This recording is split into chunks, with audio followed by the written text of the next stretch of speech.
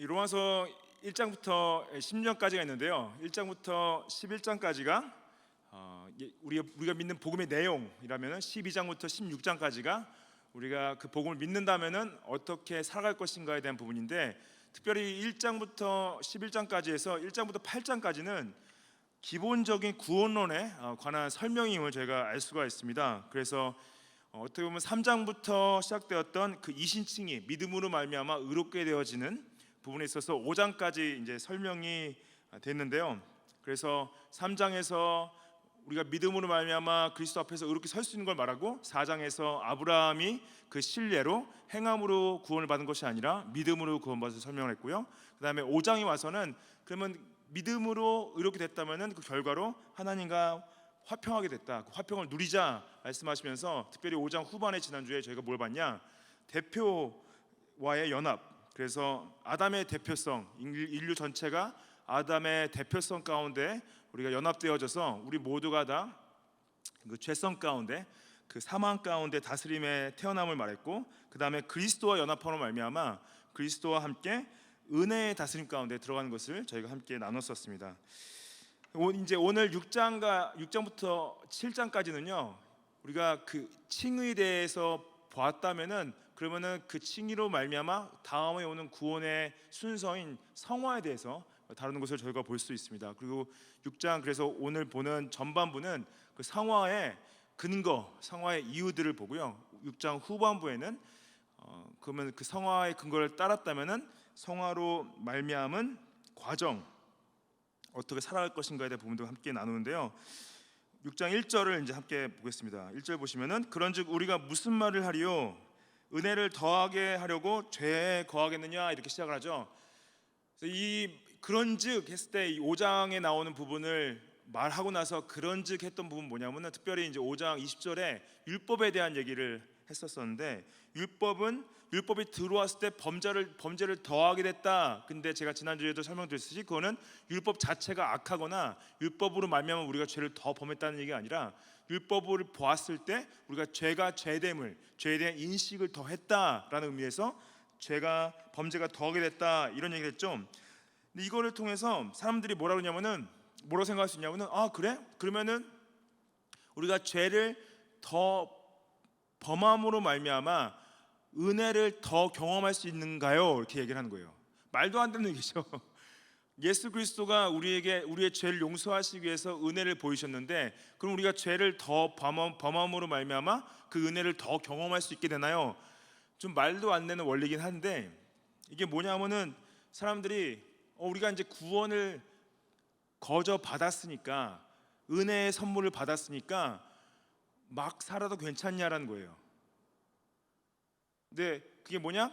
천국 가는 열차에 티켓을 받았으니까, 천국 가는 기차 탔으니까 멋대로 살고 싶다는 거죠. 근데 이거를 이제 신학적 용어로 율법 폐지론이라고 합니다. 영어로 안티노미니즘. 그래서 이 헬라어로 노모스가 법이고, 이제 영어 단어 안티는 이제 법에 반대된다. 근데 법을 폐지한다는 이제 의미인데, 이것을 제가 여러 번 전에 제 설교를 들으신 분들은 기억하시겠지만은, 복음에 대해서 굉장히 잘못된 이해죠. 복음에 대한 가장 큰 두 가지 적을 얘기할 때, 첫 번째 적은 뭘 얘기하냐면은 율법주의를 얘기하죠. 여러분들, 율법주의가 뭡니까? 율법주의는 내가 율법을 행함으로 말미암아 의롭게 될 수 있다. 그래서 내가 착하게 잘 살면 천국 간다라는 게 율법주의예요. 리거리즘.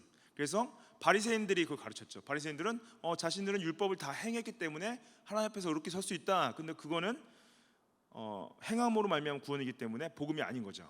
또 반대로 또한 저희 복음에 대한 두 번째 적은 뭡니까? 율법 폐지론. 그래서 구원을 은혜로 받았기 때문에 우리가 죄로부터 자유하니까 마음대로 살 수 있다 생각하는 거죠. 둘 다 복음이 아닌 겁니다. 잘못된 가르침이죠. 그럼 복음에 대한 바른 이해는 뭐예요? 복음에 대한 바른 이해는, 우리는 우리의 행위로는 우리 자신을 구원할 수 없는 거죠. 분명히 예수님을 믿는 믿음으로 말미암아 은혜로 우리가 구원을 받는 것이고, 그리고 그 구원의 은혜를 경험한 사람들은 율법을 순종하기 원한다는 거예요. 구원의 열매로. 이것이 율법 폐지론도 아니고 율법주의도 아닌 바른 복음의 이해이다. 제가 여러 번 되게 이 얘기를 너무 많이 해서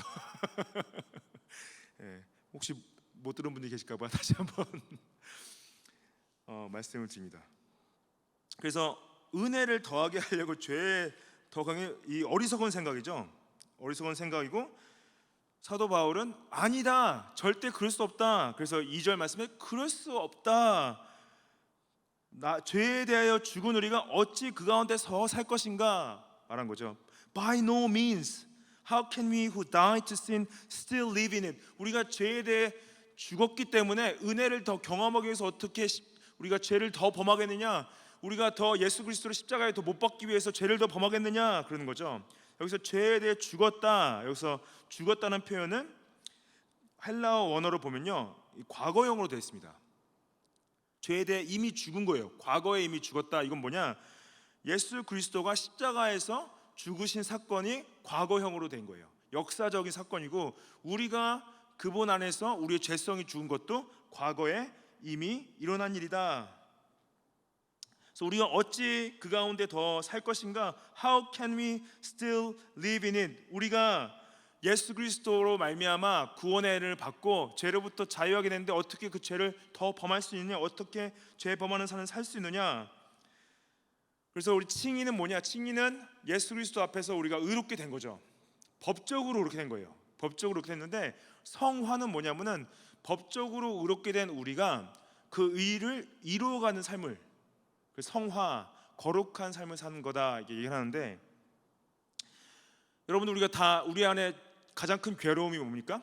나는 죄를 범하지 않기 원하는데, 나는 죄로부터 자유하기 원하는데 매일매일 우리가 죄를 범하고 있는 거예요. 우리 생각 가운데, 행동 가운데, 우리 삶 가운데, 나 크리스천 맞나? 나 예수님을 따라가는 사람 맞나? 내가 이렇게 죄를 범하고 있는데 이래도 내가 구원받은 자가 맞나? 그런 의심이 들 수밖에 없죠. 왜냐? 법적으로는 우리가 하나님 앞에서 의로운 사람들로 서 있는데 우리 내면의 그 죄성이 아직 살아있는 거예요. 그게 용납이 안 되는 거죠. 분명히 성령께서 나를 거듭나게 하셔서 나를 거룩하게 만드셨다고 하는데 왜 난 계속 내 죄를 짓고 있지? 왜냐? 아직이라는 단어를 씁니다. Not yet. 왜냐하면은 우리가 아직 육체 가운데 있고 세상 가운데 있고 사단의 공격 가운데 있는 거예요. 그렇기 때문에 우리의 죄성이 계속 싸움을 하고 있는 거죠. 그 성화의 과정은 뭐냐면 그 죄와의 싸움, 그 유혹과의 싸움. 그래서 마틴 루터는 성도가 거룩한 동시에 죄인이다, 이런 말을 썼어요. Simultaneously sinner and saint. 그래서 우리가 법적으로는 의인들인데 영적인 실제는 죄성 가운데 아직 살고 있다라는 표현을 쓰는 거죠. 이걸 인정을 하지 않으면은 굉장히 큰 구원에 대한 확신이 흔들릴 수가 있습니다. 왜냐하면 우리가 매일매일 우리가 그 죄에 대한 싸움을 싸우고 있는데 이것이 성화의 과정임을 인정하지 못하면은 구원에 대한 의심까지도 갈 수 있는 거예요. 그래서 이 사도 바울이 이 성화에 대한 근거로 가장 중요하게 설명한 게 뭐냐면은 그리스도와의 연합입니다. 유니언, 이제 신학적인 용어로 유니언 with Christ 이렇게 쓰는데 3절에 보시면은 무릇 그리스도 예수와 합하여 세례를 받은 우리는 그의 죽으심과 합하여 세례를 받은 줄 알았다, 알지 못하느냐? 그래서 두 번이 쓰죠. Do you not know that all of us who've been baptized into Christ? 근데 여기를 보면은 세례를 받은 줄 모르냐 할 때 여기서 연합하여 받은 것을 영어로 보시면 baptized into Christ. 그래서 우리가 그리스도 안에 들어가게 된 사건을 세례로 표현한 거예요. We are baptized into Christ. 그래서 우리가 영적 세례를 의미합니다. 물론 우리가 이제 성례로 드리는 세례는 외적인 실제예요. 외적인 현실이고요. 여기서 말하는 건 내적인 현실을 말하는 거예요. 내적으로 우리가 예수 그리스도와의 영적 연합은 세례로 이제 표현을 하는 거죠. 이 세례라는 단어 자체가 가지고 있는 원어적 의미가 여러 가지가 있습니다. 특히 이제 물에 관련된 얘기인데, 물에 담그다, 물을 뿌리다, 물로 씻다, 이런 여러 가지 이거의 해석으로 이제 교단이 갈리기도 했죠.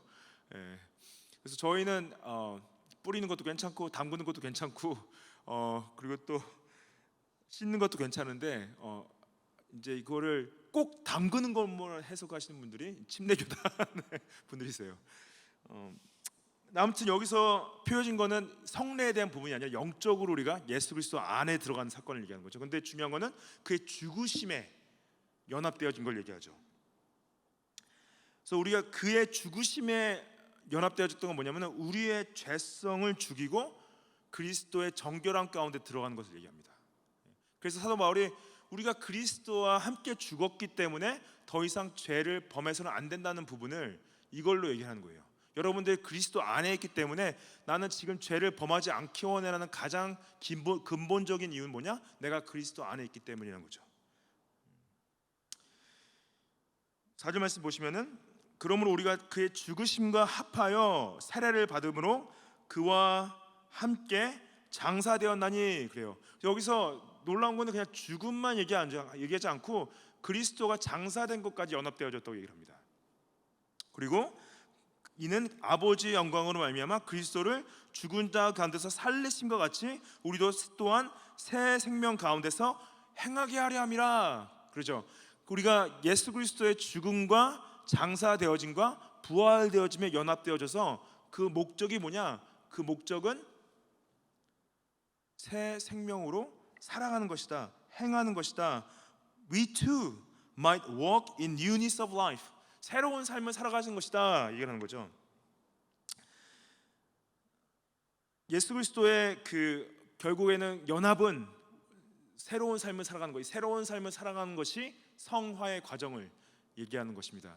그래서 그런 우리가 사람들이 예수님을 만나고 나는 전에는 이렇게 살았는데 내가 어떻게 이렇게 바뀌어 왔는지 설명을 많이 하잖아요. 그거를 테스티모니 하지 않습니까? 테스티모니가 한국말로 뭐였죠? 간증을 한국말도 못하고 영어도 못하겠는데요. 간증할 때 내가 예수님을 만나기 전에는 이렇게 살았었는데 예수님을 만나고 후에는 그런 변화들. 여러분들 제가 어렸을 때 굉장히 쌍욕을 많이 했습니다. 진짜 입에 담지도 못할 말들 했어요. 제가 왜 어떻게 그런 말을 했는지 모르겠어요. 근데 정말로 예수님을 내 삶의 구주를 인정하고 나니까 그런 말들을 제 입술에 못 담겠더라고요. 그래서 제가 느끼기에는 제 언어부터 바뀐 걸 제가 경험을 했었습니다.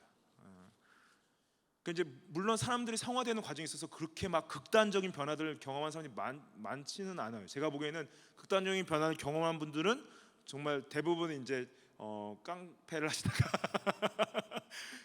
예수님을 믿고 이제 되신 분들 그런 간증을 많이 하시죠. 근데 그리고 이제 언어뿐만 아니라 어떻게 보면은 저는 제 생각에는 제 표정도 많이 바뀌었던 것 같아요. 굉장히 어두웠었는데 저 표정도 바뀌고 행동하는 것도 많이 바뀌지 않았나. 물론 지금도 저는 그래서 굉장히 언어 사용에 있어서 저희 아이들한테는 특히 이제 그런 욕 사용을 못하게 하거든요. 왜냐하면은 그것이 하나님 보시기에 굉장히 큰 범죄라는 생각이 들어서. 근데 쉽지 않아요. 근데 정말 예수님 만나고 구주를 따라갈 때 오는 그런 변화들이 있다는 거죠. 그 새 생명 가운데서 행하고 있는 것이 성화되는 과정이다. 여러분들, 근데 그게 정말로 자신 가운데 자신이 느낄 수 있다는 거죠. 내가 이게 나의 삶이 전에랑 다르구나. 내가 예수님을 따라가기 때문에 내가 이러한 전에 살던 그 삶을 살지 않고 있구나라는 것이 어떻게 보면 구원의 열매인 거죠. 근데 이 새 생명 가운데 행하는 것을 이제 행할 때 오는 아까 제가 말씀드린 그 연합에 있어서 지금 사도 바울이요, 연합이 물론 이 과거의 연합으로도 설명하지만 미래의 연합으로 설명을 하고 있습니다. 5절 말씀 보시면은 만일 우리가 그의 죽으심과 같은 모양으로 연합한 자가 되었으면은 또한 그의 부활하심과 같은 모양으로 연합한 자가 되리라. 여기서 이제 우리가 예수 그리스도와 함께 죽고 함께 부활했는데 여기서 특별히 부활은 5절에서는 미래형을 썼어요. 놀랍게도. 근데 우리가 이미 영적으로 그와 예수 그리스도 안에 세례로 들어갔다는 것은 그의 죽음과 부활로 영적으로 함께 동참한 건데, 여기서 말하는 부활은 특히 아직 오지 않은 부활을 얘기하고 있습니다. 그거는 예수 그리스도가 재림하셨을 때 우리가 부활의 몸을 받는 거. 그래서 영적인 현실이 어떤 육적인 현실로 나타나는 것을 함께 얘기를 하는 거죠. 여기서 특별히 연합한 자가 됐다라는 단어가 원어로 보면은 접목됐다는 얘기 써요. 접목됐다. 그 grafted. 그래서 나무가 완전히 질이 다른 나뭇가지를 나무에 접붙임하는, 그래서 그 접붙임한 가지가 성질이 바뀌는 걸 얘기를 해요. 그래서 우리가 전에는 완전히 성질이 다른 나뭇가지였는데 그리스도에게 접붙임되어서 완전히 새로운 가지로서 그 꽃을 피우고 열매를 맺는 것을 말하는 거죠. 그리고 이 부활한 같은 모양으로 연합한, 제가 할 때 오해하지 말아야 될 건 뭐냐면은 예수 그리스도가 분명히 부활의 몸을 지금 입고 계시죠. 근데 우리에게 부활의 몸을 주신다는 의미는 뭐냐면은 예수 그리스도의 부활체와 우리의 부활체가 동등한다는 얘기를 하는 건 아닙니다. 예수님은 분명히 하나님의 아들로서 그분이 가지고 있는 부활체는 우리랑은 질적으로 다른 거죠. 우리에게도 부활의 몸을 주시지만은 우리가 예수가 되는 건 아니다. 우리가 하나님이 되는 건 아니다. 근데 우리가 영생의 부활의 몸을 받을 것이라는 약속을 하시는 거죠. 6절 말씀에 우리가 알거니와 우리 옛사람이 예수와 함께 십자가에 못 박힌 것은 죄의 몸이 죽어 다시는 우리가 죄에게 종노릇 하지 아니하려 함이라. 여기서 옛사람을 영어로 보시면은 old self. 그래서 우리 전에는 이 옛사람, 특히 이거를 내적인 우리의 현실이 죄의 몸을 가지고 있었다. 이 죄의 몸은 결국에는 하나님과 관계가 끊어진 상태에서 죄의 몸을 가진 상태는 영적으로 죽은 상태를 얘기하는 거죠. 영적으로 죽은 상태에서 성령으로 말미암아 거듭나게 된 우리가 새 사람은 우리가 믿고 회개하고 예수 그리스도를 따라가게 되는데, 이 옛사람이 예수 그리스도와 함께 죽었어요. 옛사람이 죽고 이제 더 이상 죄에게 종로로 타지 않는데, 그렇다면 옛사람은 죄의 종로로 타는 존재였고 우리의 새 사람은 우리가 예수 그리스도에게 종로로 타는 사람들인데, 어떻게 우리가 더 다시 옛사람으로 돌아갈 수 있느냐라는 거죠. 이게 마치 우리 신분이 바뀌었는데 옛날엔 거지였어요. 근데 갑자기 우리의 신분이 상승이 됐어.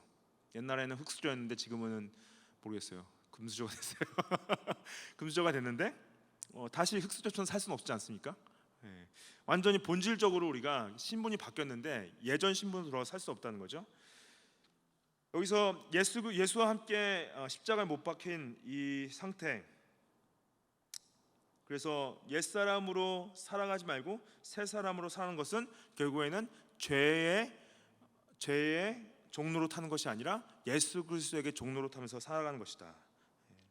7절 말씀에 이는 죽은 자가 죄에서 벗어나 의롭다 하심을 얻었음이라 그러죠. 그래서 제가 굉장히 좋아하는 말씀인데, For one who has died has been set free from sin. Set free from sin. 그래서 옛날에는 죄에게 붙잡힌 바 되고 죄의 사슬 가운데서 묶여가지고 우리가 그 안에 갇혀서 죄를 범할 수밖에 없는 존재였는데, 이제는 영적으로 예수 그리스도 연합함으로 말미암아 그 사슬이 끊어지고 감옥의 창살문이 열리고 감옥 밖으로 나와서 그 자유를 누리는 존재다라는 거예요. 그래서 법적인 사면 판결을 받아서 실제적으로 감옥 밖에 생활을 하고 있는 사람들이다라는 거예요. 근데 사도 바울이 말한 건 뭐냐면은 자유를 얻었는데 왜 다시 감옥에 들어가려고 하니? 라는 거예요. 다시 자신을 그 죄의 사슬에 묶어서 그 창살로 들어가기 원하니? 라는 거죠. 근데 놀랍게도 여러분들, 우리 크리스천 삶이 이것을 반복하고 있다는 걸 아십니까? 다시 우리가 그 죄의 사슬을 우리 목에 걸고 거기에 끌려가기 원할 때가 많이 있다는 거예요. 물론 우리가 연약하기 때문이죠. 우리가 연약하고 넘어지고 하나님을 따라가기보다는 어떤 사단의 유혹에 넘어질 때가 있는 건데, 안타까운 부분이죠. 우리가 계속 성화된다는 건 뭐냐면은 그 죄의 사슬을 끊어내고 나는 지금 감옥 안에 있는 삶이 아니라 감옥 밖에 있는 삶을 살고 있구나, 그거를 인식하고 나아가는 겁니다. 이게 좀 저는 좀 이게 약간 비현실적으로 느낄 때가 있어요. 어렵다. 죄로부터 자유하기가 어렵다. 분명히 나는 죄로부터 자유한 존재인데 왜 그걸 누리지 못하고 자꾸 내 자신을 그 죄의 사슬에 묶고 있지라는 것이 너무 이게 반복되다 보니까 이게 너무 비현실적인 가운데서 내가 너무 이상적인 삶을 추구하고 있나, 그런 생각을 할 때가 있어요. 근데 이것이 여러분들 아시다시피 뭔가 굉장히 안 좋은 곳에 중독이 됐다가 그걸 끊어낸 사람들은 그걸 분명히 알고 있어요. 이게 나한테 굉장히 안 좋은 거였는데 내가 그로부터 이제 자유하니까 내가 굉장히 나를 건강하게 만들어갈 수 있구나. 제가 굉장히 부끄러운 얘기지만은 어렸을 때 친구들하고 이렇게 도박 같은 걸 하는 걸 되게 좋아했어요. 진짜 돈 가지고. 그걸 끊어내기가 굉장히 쉽지가 않았습니다. 좀 물론 이제 제가 보기에는 그때 당시 굉장히 큰 돈이었어요. 저희들한테는 막 이렇게 적은 돈은 아니었고, 그거를 이제 너무 그 돈 노름하는 게 재밌으니까 그거를 모여서 부모님도 몰래 하는 거였어요. 근데 제가 그거를 어떻게 끊어낼 수 있었냐면은 뉴질랜드로 이민을 갔습니다. 그러니까 이제 이민 가니까 이제 더 이상 그 친구들을 안 만나게 되니까 이제 끊어냈죠. 제가 그래서 저는 그런 거에 대한 어떤 도박이나 어떤 술이나 어떤 약이나 그런 것에 중독되어서 끊지 못하는 분들에 대한 그 어려움을 제가 알아요. 정말로 그게 물리적으로 끊으려고 그래도 굉장히 힘들고 어려운 것을 알고 있어요. 왜냐하면 그게 물리적인 것을 넘어서서 벌써 그 몸이 그거에 의존하고 있고 그거가 없으면 살 수 없는 걸 알기 때문에 끊어내기가 굉장히 힘든 거죠. 근데 그것이 정말 자유하게 됐을 때 그냥 단순하게 그냥 담배를 끊으신 분들 보면은 알 수 있죠. 담배를 끊으신 분들 보면은 일단은 폐가 건강하기 시작해지고 호흡도 더 편해지고 건강을 찾는 거 아닙니까? 우리가 좀 우리 삶 가운데서 이러한 성화의 과정 가운데 있어서 우리가 죄에 대해 민감해야 되고 그런 것들을 지속적으로 끊어 나가야 된다는 거죠. 여러분들 근데 이거로부터 자유한 사람이 아무도 없어요. 아무리 거룩해 보이시는 분들도 자신의 죄성으로부터 자유한 분들이 아무도 없습니다. 모두가 다 성화의 과정 가운데 있는 거예요. 이 미래적 부활에 대해서 사도 바울이 다시 한번 반복해서 얘기를 하는데 8절 말씀에 만약 우리가 그리스도와 함께 죽었으면 또한 그와 함께 살 줄을 믿는다. 이것도 미래형으로 썼는데 결국엔 우리 성화의 끝이 무엇이냐? 우리 성화의 끝은 부활이다라는 얘기를 하는 거예요. 그래서 예수 그리스도와 함께 우리가 죽고 장사되어지고 영적으로 부활되어졌지만 실질적인 미래적 부활은 아직 임하지 않았다라는 것을 강조하는 거죠. 9절 말씀 보시면은 이는 그리스도께서 죽은 자 가운데서 살아나셨음에 다시 죽지 아니하시고 사망이 다시 그를 주장하지 못할 줄을 알미로다. 그러죠.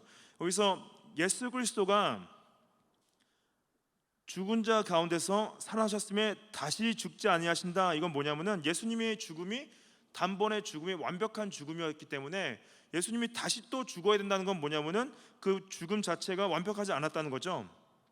여기서 예수님이 다시 죽지 아니하시는 이유는 뭐냐면은 사망이 다시 그를 주장하지 못하시는 부활의 몸을 입고 있기 때문에라는 거죠. 주장하다는 것을 헬러 원어로 쿠리오라는 단어인데 주인이 되다는 건데요. 더 이상 사망이 예수 그리스도를 누를 수 없다. 예수님이 성육신 하셨을 때는 육신 자체가 사망의 권세 가운데 있었어요. 아래에 있었어요. 예수님 자신이 죄가 없는 분인데도 불구하고 그 육신 자체가 사망의 권세 가운데 있었는데 죽으시고 부활하신 이후에는 더 이상 사망의 권세가 그 인성을 건드릴 수가 없는 거죠. 그걸 이제 10절 말씀 보시면 이렇게 설명합니다. 그가 죽으심은 죄에 대하여 단번에 죽으시며 그가 살아계심은 하나님께 대하여 살아계신 것이다. 여기서 단번에 죽으셨다, once for all, 그렇죠? 한 번에 다 해결했다. 이건 뭐냐면요, 그 전에는 이스라엘 백성들은 그들의 죄를 사함을 받으려면은 제사를 드렸어야 됐어요.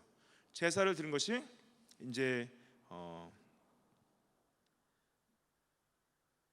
동물의 피를 흘려서 제사를 드리고 동물을 태웠죠. 그래서 히브리서 10장 3절 말씀 보시면은 그러나 이 제사들에는 해마다 죄를 기억하게 하는 것이 있나니 이는 황소와 염소의 피가 능히 죄를 없이 하지 못함이라. 그러죠. 여기서 황소와 염소의 피에 자신들의 죄를 얹어서 계속 제사를 드렸는데 그 효력 자체가 일시적인 것이지 그 영원한 것이 아니라는 거예요. 예수 그리스도가 십자가에서 흘리신 피는 영원한, 단번에 제사를 드렸던 건 뭐냐면 더 이상 다른 제사가 필요 없다는 걸 얘기하는 거죠. 그래서 히브리서 9장 13절 말씀 보시면은 염소와 황소의 피와 및 암송아지의 제사, 14절 말씀에 하물며 영원하신 성령으로 말미암아 흠없는 자기를 하나님께 드린 그리스도의 피가 어찌 너희 양심을 죽은 행실에서 깨끗하게 하고 살아계신 하나님을 섬기게 하지 못하겠느냐. 여기서 예수 그리스도의 흘리신 피가 우리를 단번에 드린 제사를 말하는 거죠. 예수 그리스도의 흘리신 피로 말미암아 우리가 정결케 된 것은 이제 그 완벽한 제사 가운데 있기 때문에 그 예수 그리스도의 그 단번에 드린 제사와 우리의 성화랑 직접적인 연관이 있다는 거예요. 더 이상 우리가 소를 잡을 필요가 없죠. 소를 잡을 필요가 없고 소를 바베큐 할 필요는 없지만은 예수 그리스도가 죄송합니다. 예수 그리스도가 단번에 드린 제사로 말미암아 그 흘리신 보혈의 은혜로 우리의 양심을 죽은 행실에서 깨끗하게 하셨다는 거죠. 그래서 주님 앞에서 우리가 성화되어지는 것은 결국에는 그리스도의 단번에 드린 제사 때문이다. 마지막 구절인 11절 말씀 보시면 이와 같이 너희도 너희 자신을 죄에 대하여는 죽은 자요 그리스도 안에 예수 안에서 하나님께 대하여는 살아있는 자로 여길지어다. 약간 결론적인 이유를 말하는 겁니다. 결론적인 이유 뭐냐면은 우리는 그러기 때문에 예수님께서 우리의 죄를 위해서 십자가에서 단번에 제사를 드리시고 우리의 죄를 해결하셨기 때문에 그걸로 말미암아 우리는 우리의 성화를 이루어가는 데 있어서 우리 죄에 대해서는 죽고 하나님을 향해서 살아나야 된다. Die to sin, alive to God. 그것이 성화의 과정이라는 거예요. 오늘 우리가 하루를 살면서 우리가 그 거룩하심의 길 가운데 나아가는 건 뭐냐? 오늘 하루 가운데서 내가 나의 죄성을 잘라내고 내가 가지고 있는 모든 것들을 하나님으로부터 살아있게 만드는 거죠. 하나님으로 살아있게 만드는 것은 굉장히 단순합니다. 뭐냐? 하나님의 뜻에 순종하는 거예요. 하나님의 뜻에 순종하는 것이 하나님에 대하여 살아있는 것을 말합니다.